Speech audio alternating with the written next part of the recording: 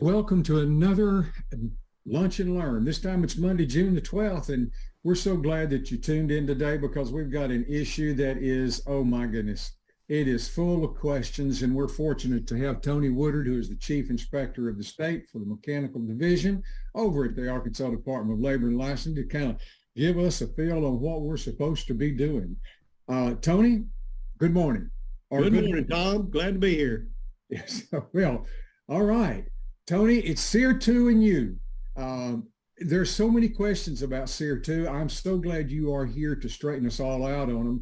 But before we get started, there's some kind of just some housekeeping that we need to take care of that I get a lot of questions of during the month about, I paid for my renewal.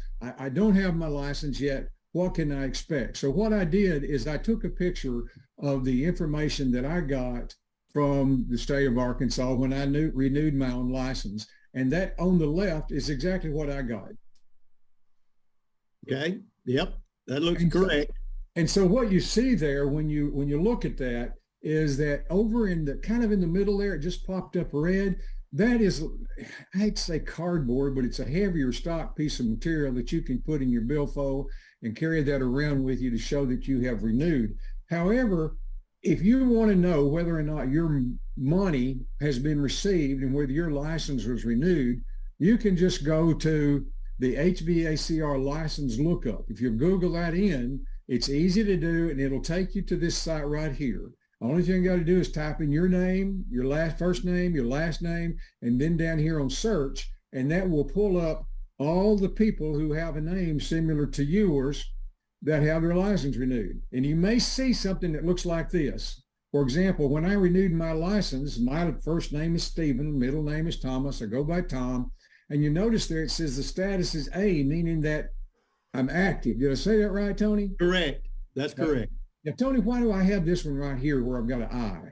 Well, like a lot of the I's are registrants or folks that have closed, passed on, turned a lifetime, so forth like that. I got you. So you're looking for the A, and over here you can see when you look it up, you'll see that your expiration date in this particular case with me, it's going to be next April the 30th of 2024. In other words, I guess what I'd like for people to understand here is that if you don't get that information right here as quickly as you think you ought to, only thing you've got to do is come to here to see that in fact it has processed. The mail or just the process of getting it to you hasn't taken place yet. So don't get all worried about it. And Tony, it's my understanding that your guys are going to be looking up whether somebody is current primarily from this website anyway. Is that correct? Yes, that's what they're doing.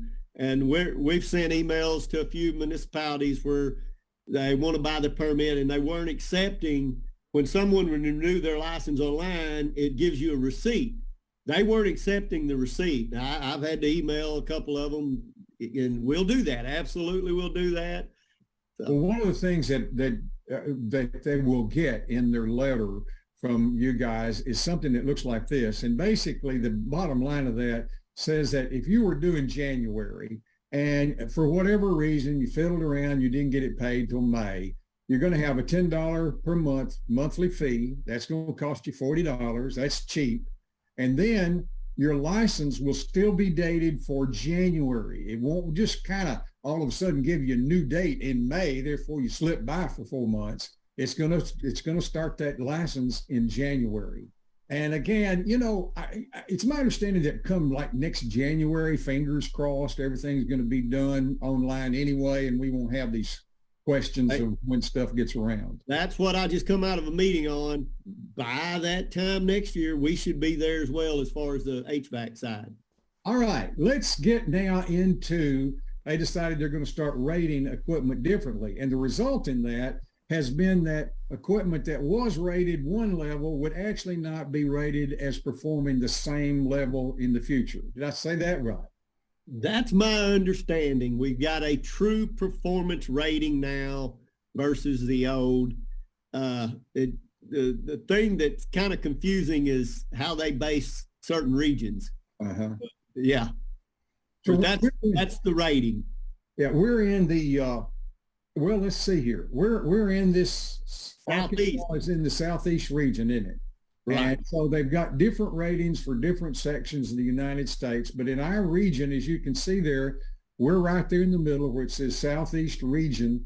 And what's that minimum SEER 2 rating now if you've got a system that's, I don't know, a little less than 4 tons? Yeah. So that one, what is it, 13.8? Well, if it's less than 4 or less than, well, right here, 45,000 BTU Right. or less, it's going to be 14.3 if it's an air conditioning unit. Unless you live right across the Missouri line. Yeah, in which case, that's the northern region, that's 13.4. I just don't believe in Branson next week it's going to be any cooler than it is here. I just don't believe that. So. No, there are several things in this that I would like to know who made those decisions. Right. That way we could use their face as an icon for stupidity for the future. Well, yeah, exactly. Yeah. I do see we have 70 participants today. That's great. Awesome. Yeah. Well, we got, if your unit is greater than or equal to 45,000 BTUs, it's 13.8, huh? Yeah, and I understand it, like looking at a 60,000 BTU model number on a 5-ton condenser, but if you look at the actual compressor, it states something like 52,000 BTU. So I don't know, the weeds get deep on me on this sometimes. Yeah. I would like to know if I'm doing a manual J load, if I come up to 60,000 BTUs and I put a 52,000 BTU, I'm hoping I've got a lot of air. Well, the point of all of that is that goes over into the manual S. Yes. Most of us don't like to use manual S because we just like for everything to be the stated to be the actual or the nominal to be the actual. But that's never been that way anyway. So as you move on here, I took out the other sections of the country that don't really matter and left only these sections that are relative to us.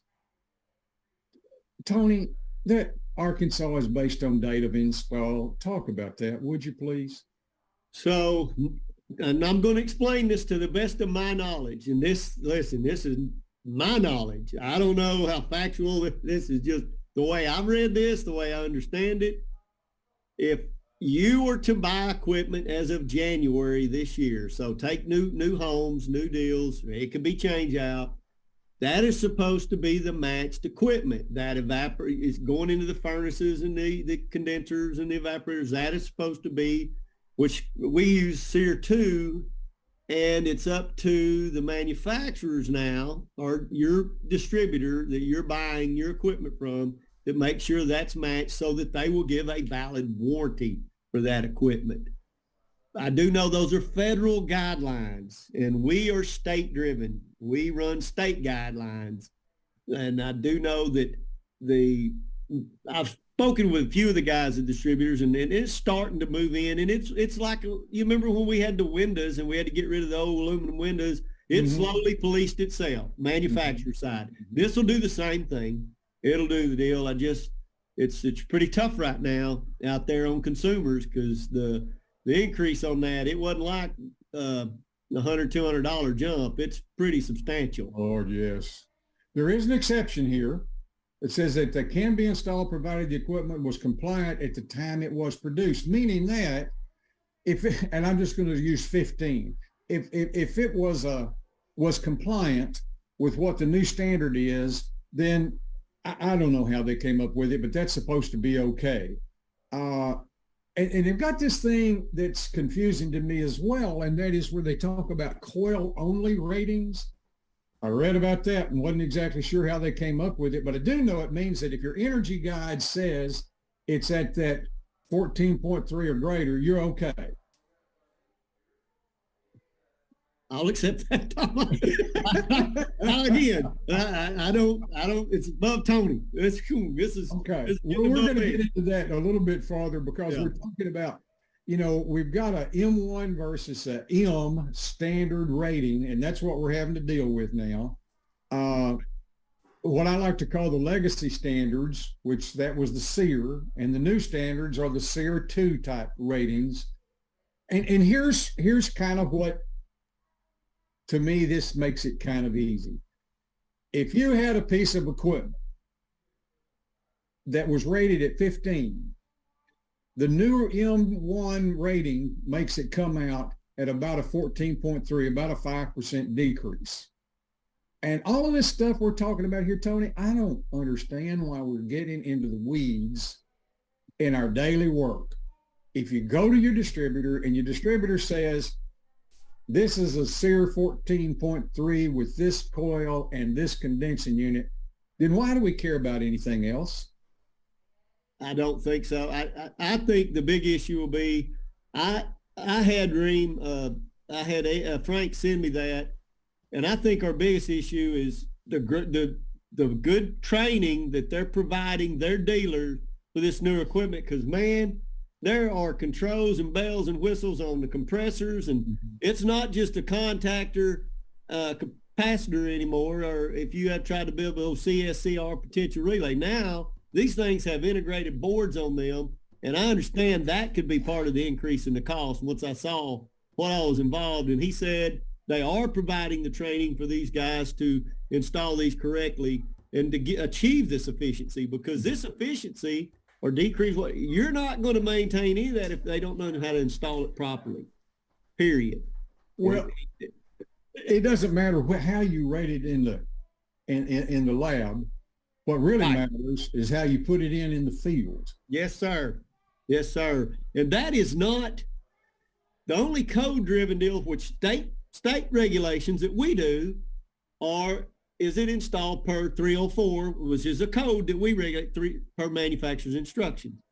That right there is getting more on the technical side. We still regulate, does it have the clearances? Is it level? Is it properly secured? Is it charged with the right amount charged it's supposed to be? Does it have electrical kill switches in their proper place? Is it supplying the right amount of air? Is it sufficient? That's what our job is driven to do. That's what we do. You get into this matched ARI, that gets out of our world real quick. Quick. You know, sometimes I think we get so deep into the woods that we want to say, okay, that what was a 15 is now 14.3. What was a 14 is now 13.4. Therefore, this 13.4 is going to be fine on package units, both AC and heat pumps. But the 14.3 is going to be fine if you're looking at heat pumps and you're looking at units that are less than 45,000 BTUs. But if you're looking at units that are greater than 45,000 BTUs, you can go down to 13.8. But you know what? Again, I come back to the issue of why do we even care about this area anymore? Why don't we just go to our distributors and say, I need a 14.3, I need a 15.2, you know, that's what I need. And don't worry about what used to be, because what used to be is not what we need to be focused on. And that's why I think it'll police itself, because the distributors will eventually get to where you're only going to be able to purchase what's required. And they will have a boss man, am I getting a matched 3-ton system? That's where they're going to be at. Now, for those who just can't help themselves and they want to know, well, what was I doing last year and how does that compare to this year? This slide shows you that, again, if it was a 15, it's about a 14.3 now. And so I took all of these, and because that's about a 5% rate efficiency reduction, you know, measured one way versus measured another way, there's about a 5% drop. So if it was a 15, it's now 14.3. If it was a 22, it's now 20.9. But again, quit worrying about this column. Think about this column and go make another sale instead of trying to become the engineer to understand it. It is what it is, whether we understand it or not. Right. And I think consumers' bottom line is dollars. They don't care what SEER you're putting in there. What's it costing me? Is it going to be an affordable monthly rate? So forth that way. Again, that's what really matters. And I don't want to spend a lot of time on this, but I do want to go here and get how you guys are going to do this. I've had smart people across the country tell me that if you go to a home and their condensing unit died and they got to replace it in the evaporator, which that's normal. We would do that. But and let's say that sucker was 15, 20 years old, but about 5 or 6 years ago, their furnace got a leak and, a cracked heat exchanger, and they had to replace it. And that's all they replaced. Well, now then, they've got a furnace that's several years old, an AC unit that's got to get changed out. Now, what some people have told me, Tony, and I don't want to put you in a bad spot here, is that in order for that new system to be installed and achieve the efficiencies that it's got to have, you got to also replace the furnace, even though the people don't necessarily have the money to replace the furnace. How are y'all going to be looking at that issue? That is a federal law. We're state mandate. We're state authorized to enforce state laws. We cannot, nor do we have the jurisdiction to enforce a federal law. We will enforce our code, which states a temperature for heating. We don't have a code that regulates that you have to maintain a certain temperature in the summer month. We do have a temperature that system will keep for human occupancy, 68 degrees at a 3-foot level, 24/7, 365 days. So it will at least keep the home warm, and we will enforce that if you install a piece of equipment and it is not performing to that 68 degrees, we have statute and code law. We enforce that. That's it. We the other bearing is not in our scope of our authority. Well, I've had some dealers tell me I'm making mountains out of molehills, but having been raised poor, I can appreciate folks that are in the bind. And so, one contractor told me, said, well, we finance stuff anyway, and they won't have but a few more dollars a month if you go ahead and replace the furnace, and the unit will not work correctly or will not work to the level of efficiency that it's supposed to perform at if you don't replace the furnace, because an OPSC motor is going to, that wouldn't work. It wouldn't give them the level of efficiency. And I come back and say, but if your credit's bad and you don't have the money to do it all, what do you do? Yep. And I'll give you an example of one we were on, 80 plus year age, widowed, needed some cool, hard to breathe at night. They took care of the homeowner. And I have no clue what the RI rating is. I know it was installed per our code, and the lady can sleep at night and she can breathe at night, and it was affordable to what she could afford, and we moved on. Yeah. That's where we're at with it, because we regulate the state code, and I do get that. And I hope in all new construction, we're deal, but there comes these scenarios where we have, and especially in the southern part of this state, I'm just stating the facts. There's been 2 instances where individuals bought window units and stuck in their home just so they could sleep at night because that's what they could afford.